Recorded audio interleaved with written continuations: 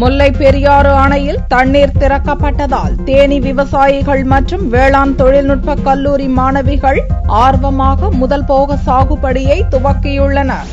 தேனி மாவட்டத்தில் நெல், மா, வாழை, திராட்சை என பல்வேறு பயிர்கள் சாகுபடி செய்யப்படுகிறது.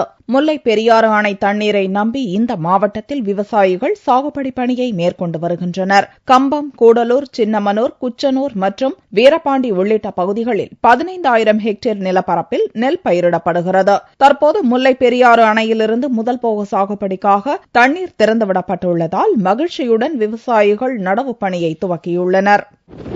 தேனி மாவட்டத்தில் முல்லை பெரியாறு வாழ்வாதாரம் முல்லை பெரியாறு தண்ணி நம்பிட்டு எங்கள் விவசாயிகளும் நாங்கள் இந்த ஒரு 5 மாவட்ட விவசாயிகள் இருக்கோம் சார்.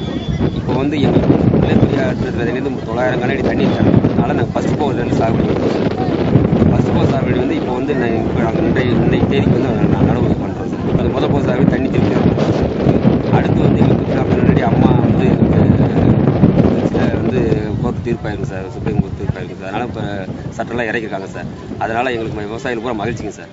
முதல் போக நெல் சாகுபடியில் விவசாயிகள் மேற்கொள்ள வேண்டிய நவீன யுக்திகள், அவர்களின் தொழில் முறைகள் குறித்து அறிந்து கொள்வதற்காக பெரியகுளம் பகுதியில் உள்ள வேளாண் தொழில்நுட்ப கல்லூரி மாணவிகளும் நடவு பணியில் ஈடுபட்டனர். தேனியில் இருக்க காலேஜ் ஆஃப் அக்ரிகல்ச்சரல் டெக்னாலஜியில் பிஎஸ்சி அக்ரி ஃபைனல் இயர் படிச்சிருக்கோம். இந்த 3 இயர்ஸா தியரியா படிச்சதை ஃபைனல் இயர்ல பிராக்டிக்கலா தெரிஞ்சுக்கணுன்றக்காக கிராம தங்கள் திட்டம்னு சொல்லி எங்க கோர்ஸ்லயே இருக்கு. அதுக்காக எங்களுக்கு குச்சனூர் கிராமத்துல போட்டிருக்காங்க.